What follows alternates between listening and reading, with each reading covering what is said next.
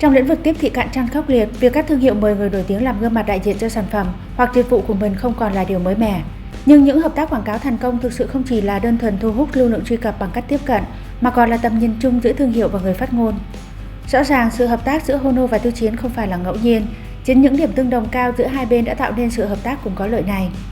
Vào tháng 3 năm nay, Tổng giám đốc điều hành mới được bổ nhiệm của Hono cũng đã đưa ra thông báo quan trọng kế hoạch alpha của Hono vào năm 2025, dự kiến đầu tư trong năm tới để thúc đẩy quá trình chuyển đổi của thương hiệu này từ nhà sản xuất điện thoại thông minh thành công ty hệ sinh thái thiết bị đầu cuối AI hàng đầu toàn cầu. Hiện tại, Hono đã mở ra mô hình AI dựa trên đám mây với 12,4 tỷ tham số cho các nhà phát triển.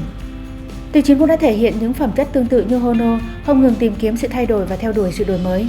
Là một diễn viên, anh ấy không ngừng thử thách bản thân và dám sống thật với chính mình, thể hiện rõ đặc điểm của Hono 500, khôi phục hiện thực một cách rõ ràng, hiện thực chính là sức mạnh. Tình huống đôi bên cùng có lợi về giá trị thương mại, chiến lược đột phá của các tổ hợp hàng đầu.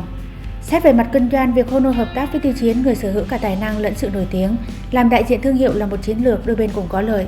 Trong thị trường điện thoại di động ngày càng cạnh tranh như hiện nay, sức ảnh hưởng hàng đầu của Tiêu Chiến hoàn toàn có thể tiếp cận được số lượng người tiêu dùng rộng lớn hơn. Đồng thời, sức ảnh hưởng quốc tế kết hợp cả Hono và Tiêu Chiến sẽ góp phần lan tỏa hơn nữa thông điệp của thương hiệu. Đối với Tiêu Chiến, sự hợp tác với Hono cũng có nghĩa là quan trọng không kém, mở ra một chương mới rực rỡ cho đế chế kinh doanh của anh ấy. Trong bối cảnh ngành công nghiệp điện thoại thông minh toàn cầu đang bước vào giai đoạn trì trệ, liên minh vững mạnh giữa Hono và Tiêu Chiến có thể tạo ra một cú hích đột phá và đưa Hono vươn lên một tầm cao mới.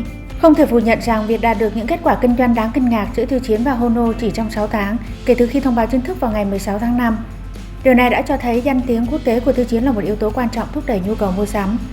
Không có gì ngạc nhiên khi Hono trưng bày những tấm poster cảm ơn Tiêu Chiến tại nhiều sàn chờ nhộn nhịp. Và họ cũng hiểu rõ ràng ai là nguồn thu nhập chính của mình. Với những kết quả ấn tượng như vậy, việc Tiêu Chiến đạt được quảng cáo nâng cấp cũng là điều dễ hiểu. Quảng cáo cho Hono 500 đã được phát hành một cách bất ngờ và thú vị. Hono đang nâng cấp và thương hiệu ngày càng được củng cố hơn nữa nhờ vào sự chứng thực của Tiêu Chiến. Với khẩu hiệu muốn đột phá phải thật kiên trì, vừa là lời khẳng định cam kết của Hono trong việc tạo ra những sản phẩm xuất sắc, vừa là kết hợp hoàn hảo với Tiêu Chiến. Sự kiên trì và yếu tố thiết yếu cho những đột phá về sản phẩm, đồng thời vô cùng quan trọng cho thành công trong cuộc sống. Tiêu Chiến với sức mạnh càng lớn và tầm ảnh hưởng quốc tế tiếp tục đạt được những thành tựu rực rỡ. Hiện tại, anh ấy đang tiến xa hơn trong các hợp đồng quảng cáo và trong tương lai anh ấy sẽ bứt phá mọi giới hạn.